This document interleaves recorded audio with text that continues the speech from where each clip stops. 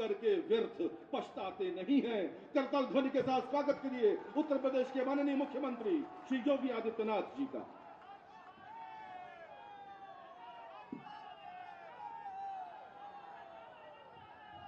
भारत माता की, भारत माता की, भारत माता की। लखनऊ की पहचान सरदेव लालजी टंडन जी की 28वीं जयंती समारोह में कालीचरण पीजी कॉलेज में आयोजित आज के इस कार्यक्रम में उत्तर प्रदेश विधानसभा के माननीय अध्यक्ष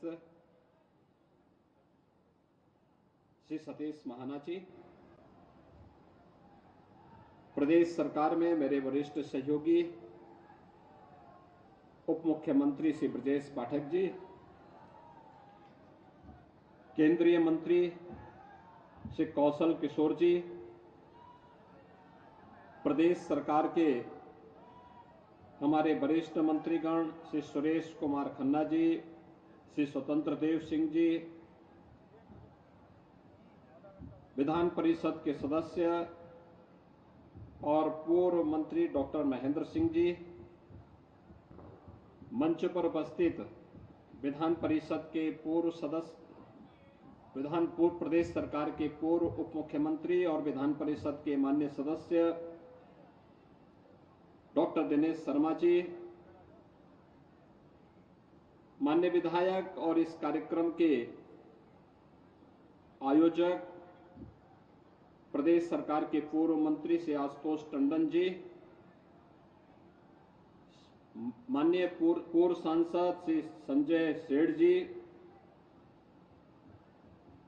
डॉक्टर नीरज बोरा जी, सभी मान्य विधायकगण,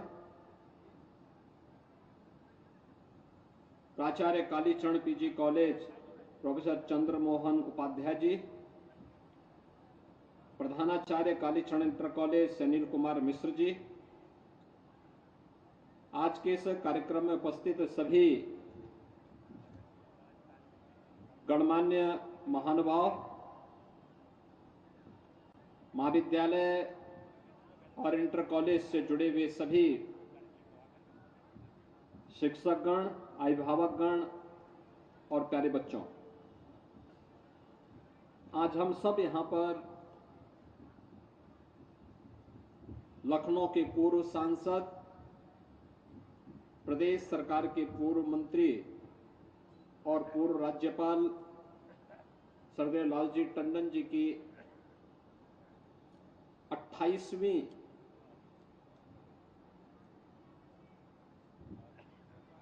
पावन जयंती कार्यक्रम के अवसर पर यहां पर एकत्र होकर के उनका स्मरण कर रहे हैं।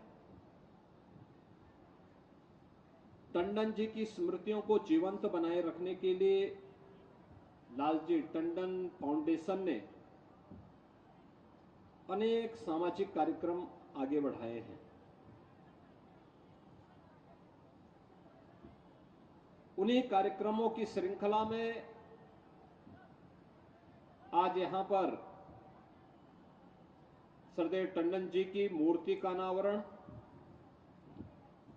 और नए संकाय का नामकरण सरदेव टंडन जी के नाम पर अभी संपन्न हुआ है।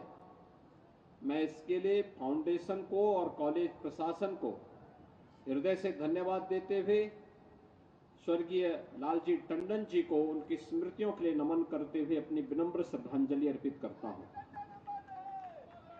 हम सब जानते हैं जीवन में महानता का मानक ऊपर से नीचे नहीं होता है। कोई व्यक्ति जब शून्य से शिखर की यात्रा को अपने पुरुषार्थ से, अपने परिश्रम से प्राप्त करता है, यही उसकी महानता का मानक तय करता है। आप सोच सकते हैं लखनऊ नगर पालिका और नगर निगम के पार्षद के रूप में जो यात्रा उन्होंने प्रारंभ की, भारतीय जनसंघ के एक सामान्य कार्यकर्ता के रूप में जो यात्रा उन्होंने प्रारंभ की, एक विधायक के रूप में, एक मंत्री के रूप में, लखनऊ के लोकप्रिय सांसद के रूप में, सरदेव अटल जी की विकास की लाइन को आगे बढ़ाते हुए वे अनवरत शून्य से शिखर की यात्रा को आगे बढ़ाते रहे। और राज्यपाल के रूप में भी जब लखनऊ से उन्हें पटना जाना पड़ा तो मुझे एक बार राम जानकी विवाह के अवसर पर जनकपुर जाना पड़ा था।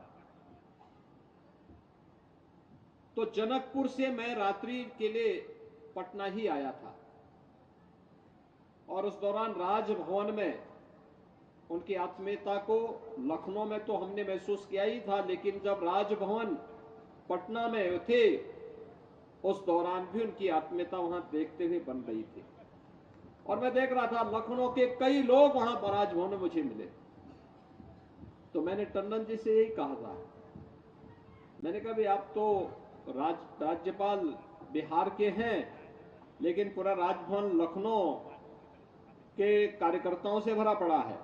उन्होंने कहा कोई छोड़ता नहीं तो मैं क्या करूं, या तो मुझे बार बार लखनऊ आना पड़े, नहीं तो ये सब पूछ करके आ जाते हैं कि मैं पटना में हूं, आ जाते हैं, कार्यकर्ता हैं, पूरा जीवन भारतीय जनता पार्टी के लिए और लखनऊ के लिए इन लोगों ने समर्पित किया है, तो इनको मुझे अपने साथ बैठाने में परिवार जैसा अनुभव महसूस होता है। और इसीलिए वह आत्मीयता वहां पर भी देखने को मिल रही थी।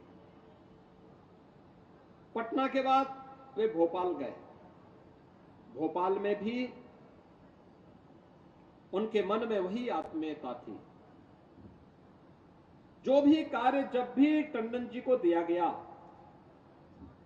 उन्होंने पीछे मुड़कर के नहीं देखा। श्री राम जन्मभूमि आंदोलन के दौरान प्रदेश सरकार के मंत्री के रूप में अयोध्या के मामलों के प्रभारी मंत्री भी टंडन जी ही थे। और आंदोलन का क्रम किस रूप में उग्र था आप अनुमान कर सकते हैं।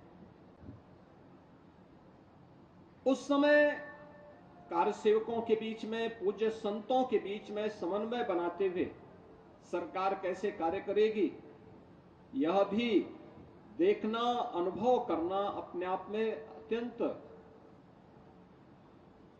ही एक नए अनुभव का सृजन करता है।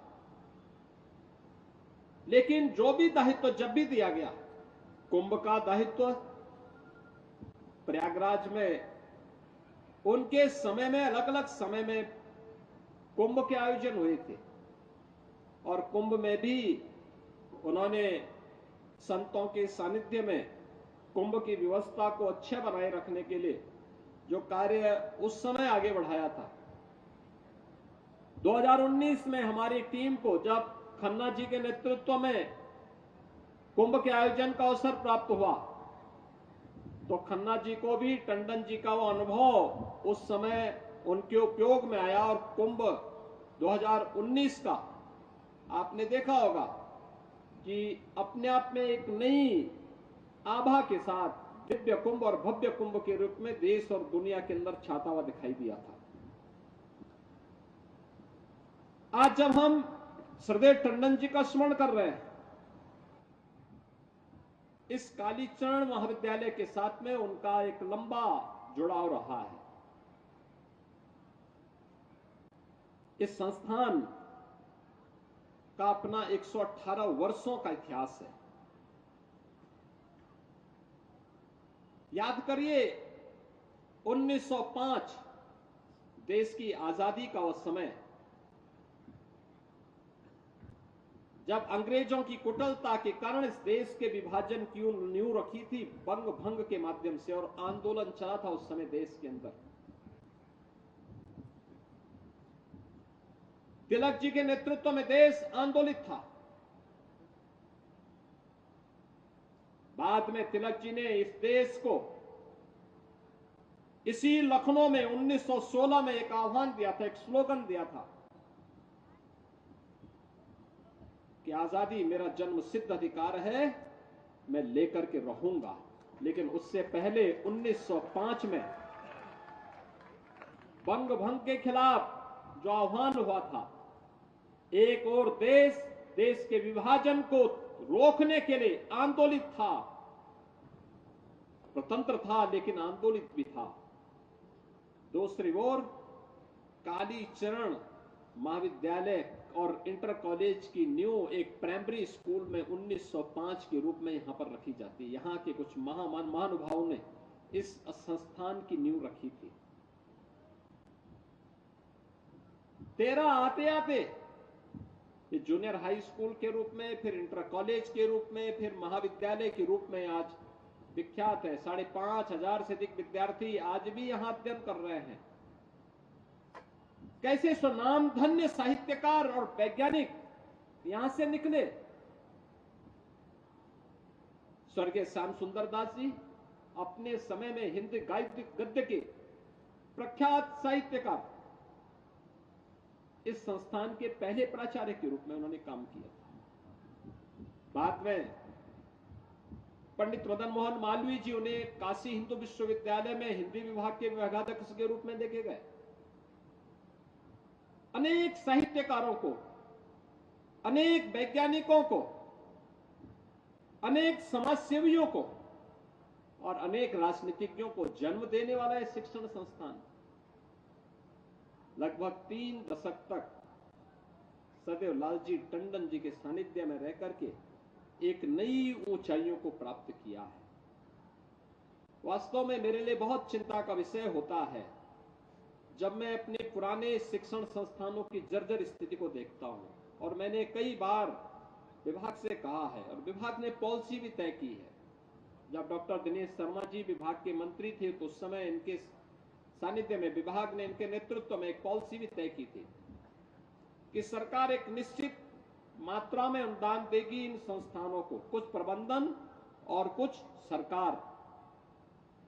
उस समय बहुत सारी संस्थाएं आगे नहीं आ पाई।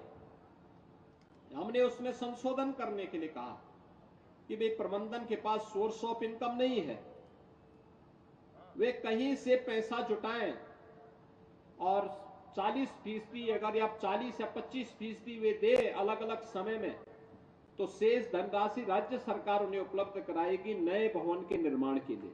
और ये कार्यक्रम आज हम चला रहे हैं। लेकिन कालीचरण महाविद्यालय और ये कैंपस अपने आप को सौभाग्यशाली समझेगा कि स्वर्गीय लालजी टंडन जी ने यहां के भवनों को जिस रूप में बनाया है वास्तव में दर्शनीय है। उनके समय में मुझे यहां पर एक भवन के लोकार्पण कार्यक्रम में आने का अवसर प्राप्त हुआ था और तब भी मैंने देखा था क्या भाव है संस्थाओं के प्रति प्रबंधन का। अगर ये आत्मीयता का भाव हो जाए तो कोई भी संस्थान जर्जर स्थिति में नहीं होगा। शिक्षण संस्थान का जर्जर होने का मतलब क्या? ये चीजें दिखाती हैं कि हम अपने वर्तमान और भावी पीढ़ी के जीवन के साथ खिलवाड़ कर रहे हैं और मुझे लगता है कि किसी को भी इस बात की इजाजत नहीं देनी चाहिए। प्रबंधन उन लोगों के लिए आदर्श है।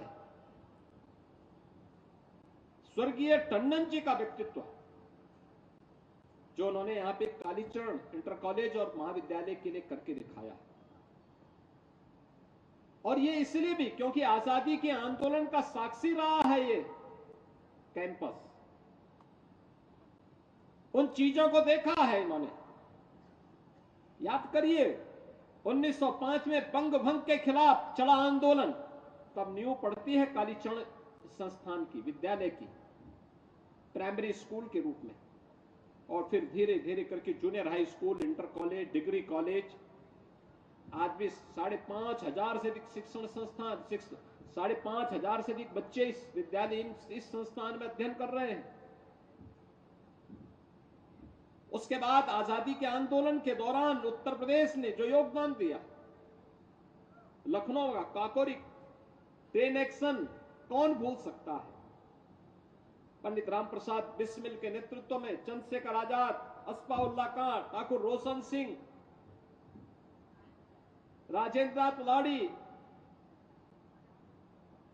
अनगिनत क्रांतिकारी पैदा हुए, जिन्होंने देश की आजादी के लिए अपने आप को बलिदान कर दिया और उस लड़ाई को आगे बढ़ाने के लिए इस प्रकार की इन संस्थाओं का एक बहुत योगदान रहा है। आज इस स्मृति को यहां पर ताजा किया है स्वर्गीय लालजी टंडन फाउंडेशन ने, टंडन जी की इस भव्य प्रतिमा को स्थापित करके। टंडन जी की प्रतिमा जहां भी लगती हो अपने आप ही देखने में अपने आप ही नजर आने लगती है। टंडन जी, कौन ऐसा व्यक्ति होगा लखनऊ का, उत्तर प्रदेश का, जो टंडन जी की स्मृति को जिसके साथ में जुड़ी हुई हो, जो लखनऊ आया है टंडन जी के साथ उसका संवाद जरूर रहा है, जरूर रहा है, किसी न किसी रूप में जरूर रहा है। एक सामान्य कार्यकर्ता से लेकर के शिखर तक की यात्रा, लेकिन अहंकार कहीं भी उन्हें टच नहीं कर पाया, कहीं नहीं। एक पार्षद के रूप में, एक कार्यकर्ता के रूप में जो यात्रा प्रारंभ की थी, वही सज्जनता, वही सादगी, वही आत्मीयता जीवन पर्यंत उनमें झलकती हुई दिखाई दी। और आज यही कारण है जब टंडन जी की स्मृति में कोई कार्यक्रम होता है तो उस कार्यक्रम में उनके प्रशंसकों, उनके शुभचिंतकों, उनके द्वारा बनाए गए कार्यकर्ताओं के मन में वह भाव, आदरणीय भाव सदैव बना रहता है। आज के इस अवसर पर मैं स्वर्गीय लालजी टंडन फाउंडेशन के सभी पदाधिकारियों को, खासतौर पर श्री आशुतोष टंडन जी को विशेष रूप से धन्यवाद दूंगा कि फाउंडेशन के अध्यक्ष के रूप में भी और एक योग्य पुत्र के रूप में भी उन्होंने अपने दायित्वों का कुशलतापूर्वक निर्वहन किया। एक पुत्र अपने पिता के लिए इससे अच्छा और क्या कर सकता है, पिता की स्मृतियां बनी रहे। हमने इससे पहले हजरतगंज में भी टंडन जी के नगर विकास की परिकल्पना को साकार